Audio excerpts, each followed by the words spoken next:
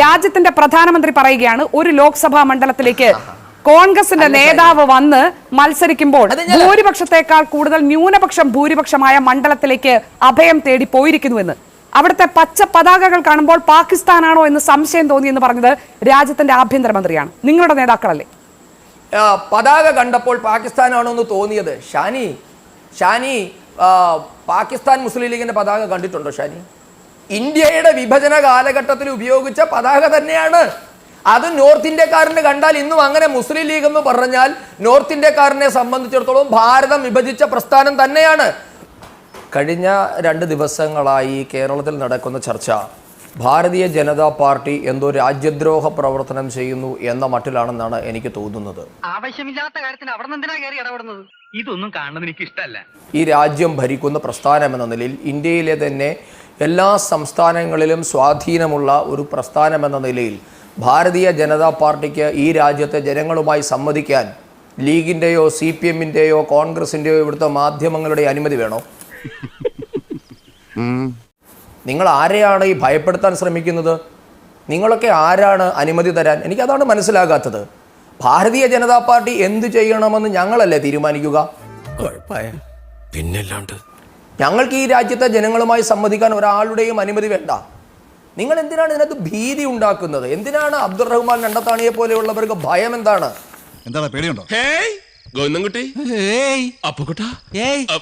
ഞങ്ങൾ ഈ രാജ്യത്തെ മതന്യൂനപക്ഷങ്ങളോട് സംവദിക്കാൻ ഇറങ്ങി തിരിച്ചാൽ നിങ്ങൾ ഇത്രകാലവും പറഞ്ഞുകൊണ്ടിരുന്ന വ്യാജ പ്രചരണങ്ങൾക്ക് അറുതി വരുമെന്ന നിങ്ങളുടെ ആശങ്കയല്ലേ ഇതിന് പിന്നിൽ? എല്ലാവരും കൂടെ ചേർന്ന് വട്ടുപിടിപ്പിക്കുന്നേ. ഇനി അങ്ങ് പറഞ്ഞതുപോലെ ഈ രാജ്യത്തെ ദൗർഭാഗ്യകരമായ ചില സംഭവങ്ങൾ ഉണ്ടായിട്ടുണ്ട്. അത് ഭാരതീയ ജനതാ പാർട്ടി ഇവിടെ രൂപം കൊള്ളുന്നതിന് മുൻപ് ഉണ്ടായിട്ടുണ്ട്. നിങ്ങൾ ഈ പറയുന്ന RSS ഉണ്ടാകുന്നതിന് മുൻപും ഈ രാജ്യത്ത് ഹിന്ദുക്കളും മുസ്ലിങ്ങളും തമ്മിൽ വലിയ സംഘർഷങ്ങളൊക്കെ ഉണ്ടായിട്ടുണ്ട്. അതൊന്നും ഇവിടെ ആർക്കും അന്വേഷിക്കണ്ടല്ലോ.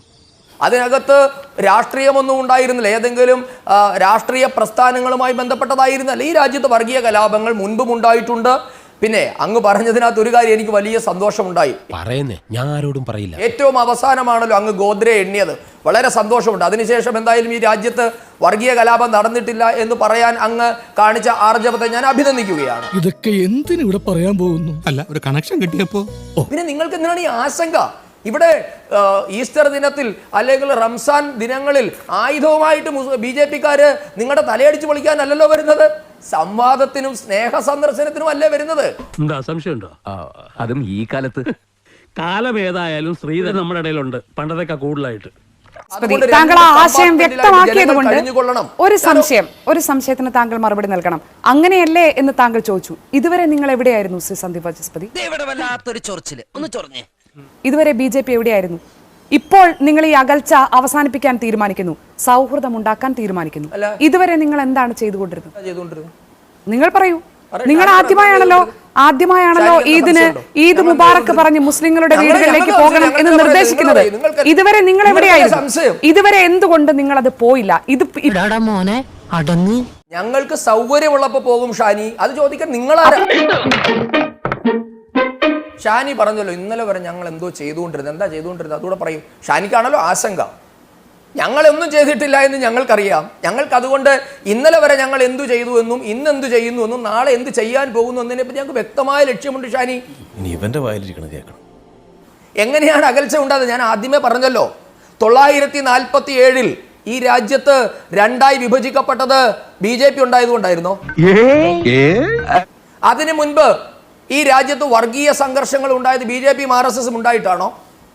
അതും കൂടെ പറഞ്ഞു തരട്ടെ നിങ്ങൾ. പക്ഷെ ചൊറിച്ചിൽ വന്ന ചൊറിഞ്ഞല്ലേ പറ്റൂ, പകരം തെറി പറഞ്ഞിട്ട് കാര്യമില്ല അല്ലേ? അപ്പൊ ഈ രാജ്യത്ത് ഇരു വിഭാഗങ്ങളും തമ്മിൽ അവിശ്വാസത്തിൻ്റെതായ അന്തരീക്ഷത്തിന് നൂറ്റാണ്ടുകളുടെ പഴക്കമുണ്ട്. ആ പഴക്കത്തെ പരിഹരിക്കുന്നതിന് വേണ്ടി ഈ രാജ്യം മാറി മാറി ഭരിച്ചവരെന്നല്ല, തുടർച്ചയായി ഭരിച്ചുകൊണ്ട് വന്നവർ ശ്രമിച്ചില്ല എന്നിടത്താണ് ഞങ്ങളുടെ ഇടപെടൽ. ഞാൻ വരെ വിചാരിച്ചിട്ട് പറ്റിയിട്ടില്ല. അതെന്താ? ഇവിടെ അപ്പീസ്മെന്റ് പൊളിറ്റിക്സ് ആണ് നടത്തിക്കൊണ്ടിരുന്നത്. ഞാൻ ഒരു കാര്യം കൂടെ പറഞ്ഞിട്ട് ഷാനി ഈ പോയിന്റ് അവസാനിപ്പിക്കാം. ഈ രാജ്യത്തെ ക്രിസ്ത്യാനികളെ പറ്റി നിങ്ങൾ ആശങ്കപ്പെടുമ്പോൾ ക്രിസ്ത്യാനികൾ ഏറ്റവും കൂടുതലുള്ള ഗോവ, നാഗാലാൻഡ്, മിസോറാം, മണിപ്പൂർ തുടങ്ങിയ north eastern സ്റ്റേറ്റുകൾ Bharatiya Janata party ഭരിക്കുന്നുണ്ടല്ലോ. അവിടെ എന്താണെന്നറിയാമോ ഞങ്ങൾക്ക് അനുഗുണമായി നിൽക്കുന്നത്, അല്ലെങ്കിൽ ഇരു വിഭാഗങ്ങളും തമ്മിലുള്ള സൗഹാർദ്ദത്തിന് തടസ്സമാകാത്തത് എന്താണെന്നറിയാമോ? രണ്ട് മുട്ടനാടുകളെ തമ്മിൽ കൂട്ടിയിടിപ്പിച്ച് ചോര കുടിക്കുന്ന കമ്മ്യൂണിസ്റ്റുകാരൻ അവിടെ ഇല്ല എന്നതുകൊണ്ടാണ് ഇരു വിഭാഗങ്ങളും തമ്മിൽ വളരെ സൗഹാർദ്ദത്തിൽ കഴിഞ്ഞു പോകുന്നത്. എന്റെ കഷ്ടകാലം എന്നല്ലാതെ എന്ത് പറയാൻ. സമുദായങ്ങൾക്കിടയിലുള്ള അകൽച്ചയെക്കുറിച്ചല്ല, സമുദായങ്ങൾക്കിടയിൽ അകൽച്ച ഉണ്ടെങ്കിൽ അത് നിങ്ങൾ പറയുന്നത്ര യാഥാർത്ഥ്യമാണെങ്കിൽ ഇന്ത്യയിൽ ഇതുപോലുള്ള ജീവിതം സാധ്യമാകില്ലല്ലോ. താങ്കൾ തന്നെ എണ്ണി പറയുന്ന വർഗീയ സംഘർഷങ്ങളും കലാപങ്ങളും അല്ലല്ലോ യഥാർത്ഥ ഇന്ത്യയുടെ ചരിത്രം. ക്ഷമിക്കണം, എനിക്ക് ഈ ചരിത്രം എന്താണെന്ന് അറിയില്ല. യുടെ സംസ്ഥാന അധ്യക്ഷൻ ഇന്നലെ പറഞ്ഞതാണ് BJPയും മുസ്ലിം സമുദായവുമായുള്ള അകൽച്ച കുറയ്ക്കാൻ, ഇല്ലാതാക്കാൻ ഞങ്ങൾ പരിശ്രമം നടത്തുമെന്ന്. BJPക്ക് എങ്ങനെയാണ് ഒരു സമുദായത്തോട് അകൽച്ച ഉണ്ടായത്? ആ ചോദ്യത്തിന് വസ്തുതാപരമായ ഉത്തരം പറയൂ. അതൊക്കെ നാട്ടുകാർക്ക് അറിയാവുന്ന കാര്യം അല്ലേ? അതല്ലേ ഷാനി, ഞാൻ ഇത്ര തന്നെ മലയാളത്തിലല്ലേ പറഞ്ഞത്. ഈ രാജ്യത്ത് നൂറ്റാണ്ടുകളായി രണ്ട് സമുദായങ്ങൾ തമ്മിൽ, രണ്ട് സമുദായങ്ങളുടെ കാര്യം ഞാൻ ചോദിച്ചിട്ടില്ല ശ്രീ സന്ദീപ് വചസ്പതി. BJP ഒരു സമുദായമല്ല. എന്റെ അറിവിൽ BJP രാജ്യം ഭരിക്കുന്ന രാഷ്ട്രീയ പാർട്ടിയാണ്. BJP എന്ന രാഷ്ട്രീയ പാർട്ടിക്ക് ഒരു സമുദായത്തോട് അകൽച്ച ഉണ്ട് എന്ന് സംസ്ഥാന അധ്യക്ഷന് സമ്മതിക്കേണ്ടി വന്നത് എന്തുകൊണ്ടാണ്? സമുദായങ്ങൾ തമ്മിലുള്ള അകൽച്ചയൊക്കെ വിടൂ, നിങ്ങൾ BJPയുടെ കാര്യം പറയൂ. BJP എന്ന രാഷ്ട്രീയ പാർട്ടിക്ക് മുസ്ലിം വിഭാഗത്തോട് അകൽച്ച ഉണ്ടായത് എങ്ങനെയാണ്? കഴിഞ്ഞ എന്തോന്ന് പ്രസംഗം കഴിഞ്ഞെങ്കിൽ ഇനി ഞാൻ പറയാം. അപ്പൊ നിങ്ങൾ ഇന്നലെ വരെ ഈ രാജ്യത്തെ ജനങ്ങളുടെ മുൻപിലേക്ക്, അല്ലെങ്കിൽ ഈ ചർച്ച തുടങ്ങുമ്പോൾ തന്നെ ഇപ്പോഴും ഈ രാജ്യത്തെ 145 കോടി ജനങ്ങളുടെ മുമ്പിലേക്ക് നിങ്ങൾ BJP എങ്ങനെ അവതരിപ്പിച്ചുകൊണ്ടിരിക്കുന്നത്? വർഗീയ പാർട്ടി, ഈ രാജ്യത്തെ ഹിന്ദുക്കളുടെ party, Hindu party, Hindu party എന്ന് നാഴികയ്ക്ക് 40 വട്ടം ഷാനി അടക്കമുള്ളവർ വിളിച്ചു പോവുകയല്ലേ ഇരുന്നിട്ട്? വെറുതെ വടി കൊടുത്ത് അടി മേടിക്കണോടാ. ആണോ? അങ്ങനെ ഈ സമൂഹത്തിൽ അകൽച്ച ഉണ്ടായി. അങ്ങനെയാണ് BJPയും മറ്റു വിഭാഗങ്ങളും തമ്മിൽ അകൽച്ച ഉണ്ടായത്. നിങ്ങൾ ഉൾപ്പെടെയുള്ള ഉത്തരവാദികളാണ് അതിൽ. ഈ രാജ്യത്തെ ചരിത്രപരമായി നിലനിന്നിരുന്ന ഞാൻ പറഞ്ഞ കാരണങ്ങൾ കൂടാതെ മാധ്യമങ്ങളടക്കമുള്ള കോൺഗ്രസ്സുകാരും കമ്മ്യൂണിസ്റ്റുകാരും അടക്കമുള്ള എല്ലാവരും ചേർന്ന് BJPയെ വർഗീയ പാർട്ടി എന്ന് വിളിച്ചു കൂവിയതിന്റെ ഫലമായിട്ടാണ് സാമുദായികങ്ങൾ തമ്മിൽ, രണ്ട് വിഭാഗങ്ങൾ തമ്മിൽ അകൽച്ച ഉണ്ടായത്. വചസ്പതി, രാഹുൽ ഗാന്ധി വയനാട് ലോക്സഭാ മണ്ഡലം മത്സരിക്കാൻ വേണ്ടി തെരഞ്ഞെടുത്തപ്പോൾ ഭൂരിപക്ഷം ന്യൂനപക്ഷമായ മണ്ഡലം, ഹിന്ദുക്കളെക്കാൾ കൂടുതൽ ന്യൂനപക്ഷങ്ങളുള്ള മണ്ഡലം എന്ന് പറഞ്ഞത് ആരാണെന്ന് താങ്കൾക്കറിയാമോ? മാധ്യമങ്ങളാണോ? കേരളത്തിലെ ഏതെങ്കിലും രാഷ്ട്രീയ പാർട്ടിയാണോ? അവിടുത്തെ പ്രകടനം കണ്ടപ്പോൾ പാകിസ്ഥാനിലാണോ ഈ പ്രകടനം നടക്കുന്നതെന്ന് ചിന്തിച്ചു പോയി എന്ന് പറഞ്ഞത് കേരളത്തിലെ ഏതെങ്കിലും നേതാക്കളാണോ, മാധ്യമങ്ങളാണോ, നിങ്ങളുടെ നേതാവാണോ? നിങ്ങളുടെ ഏറ്റവും പ്രധാനപ്പെട്ട നേതാക്കളിൽ ഒരാളാണോ ആ പ്രസ്താവന നടത്തിയത്? രാജ്യത്തിന്റെ പ്രധാനമന്ത്രിയാണോ ആദ്യം പറഞ്ഞ പ്രസ്താവന നടത്തിയത്? വേറെ ആരെങ്കിലും ആണോ? ഞാൻ പറഞ്ഞില്ല കറക്റ്റ് ഇല്ലേ? എന്തെങ്കിലും അണ്ണാക്കോർന്ന് പറ. ഒരു പഞ്ചായത്ത് തിരഞ്ഞെടുപ്പ് നടന്നാൽ പോലും ജാതി മതം അടിസ്ഥാനത്തിൽ ഇരിഞ്ഞിട്ടെണ്ണുന്ന നടപടി എന്ന് മുതലാ മാധ്യമങ്ങൾ തുടങ്ങിയത്. ഷാനി, അതിനൊന്നും മറുപടി പറ.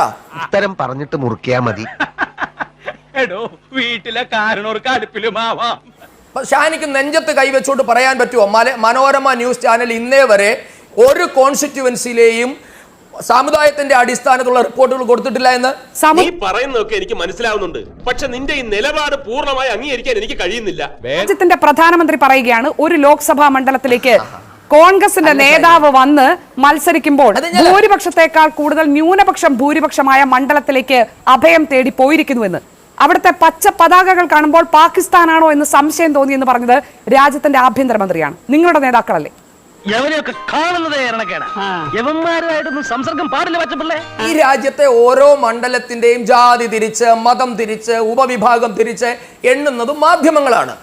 അതിന്റെ പിറകെയാണ് എല്ലാ രാഷ്ട്രീയ പാർട്ടികളും. ഞാൻ ഒരു രാഷ്ട്രീയ പാർട്ടി എന്ന് പറയുന്നില്ല, BJPയും CPMഉം CPIയും എല്ലാവരും പോകുന്നത് നിങ്ങളുടെ ജാതി തിരിച്ച് എണ്ണലുകൊണ്ടാണ്. നല്ല അസല് വിഷപ്പാമ്പ്. ഇനി നിങ്ങൾ ചോദിച്ചാൽ ചോദ്യത്തിന്റെ രണ്ടാമത്തെ ഭാഗം, പതാക കണ്ടപ്പോൾ പാകിസ്ഥാനാണോ എന്ന് തോന്നിയത്? ഷാനി പാകിസ്ഥാൻ മുസ്ലിം ലീഗിന്റെ പതാക കണ്ടിട്ടുണ്ടോ ഷാനി? ഇന്ത്യയുടെ വിഭജന കാലഘട്ടത്തിൽ ഉപയോഗിച്ച പതാക തന്നെയാണ് അത്. നോർത്ത് ഇന്ത്യക്കാരന് കണ്ടാൽ ഇന്നും അങ്ങനെ മുസ്ലിം ലീഗ് എന്ന് പറഞ്ഞാൽ നോർത്ത് ഇന്ത്യക്കാരനെ സംബന്ധിച്ചിടത്തോളം ഭാരതം വിഭജിച്ച പ്രസ്ഥാനം തന്നെയാണ്. പിന്നെ നിന്നെ കുറിച്ച് എന്തൊക്കെ അനാവശ്യമാണോ പറഞ്ഞെന്നറിയോ? എനിക്ക് സഹിച്ചില്ല. നിങ്ങൾ കേരളത്തിൽ സേഫ് സോണിൽ ഇരുന്ന് പറഞ്ഞിട്ട് കഥയില്ല. ഉത്തരേന്ത്യയിൽ വിഭജനം അനുഭവിച്ച കോടിക്കണക്കിന് ജനങ്ങൾ കൺമുമ്പിൽ ഇല്ലാതെയായത് കണ്ട് അനുഭവിച്ച ജനങ്ങളുണ്ട്. അവരുടെ സഹോദരങ്ങൾ, അവരുടെ അമ്മ, അച്ഛൻ, അവരൊക്കെയാണ് പിടഞ്ഞു വീണ് മരിച്ചത്. അവരെ സംബന്ധിച്ചിടത്തോളം ഇന്ത്യൻ യൂണിയൻ മുസ്ലിം ലീഗ് എന്നുള്ളത് ഇന്നും വിഭജനത്തിന്റെ പാർട്ടിയാണ്. അതുകൊണ്ടാണല്ലോ ഈ മുസ്ലിം ലീഗ് എന്ന് പറയുന്ന പാർട്ടി കേരളത്തിലും തമിഴ്നാട്ടിലും മാത്രമായി ചുരുങ്ങിപ്പോയത്. മുസ്ലിങ്ങൾ ഇല്ലാത്തതല്ലല്ലോ ഇന്ത്യയുടെ മറ്റു പ്രദേശങ്ങൾ. അവരെ സംബന്ധിച്ചിടത്തോളം മുസ്ലിം ലീഗ് എന്നുള്ളത് വിഭജനത്തിന്റെ പാർട്ടിയാണ്. അതിനുള്ള മറുപടി ശ്രീ അബ്ദുറഹ്മാൻ അടുത്തായി പറയട്ടെ. മുതലും പലിശ ചേർത്ത് കിട്ടി.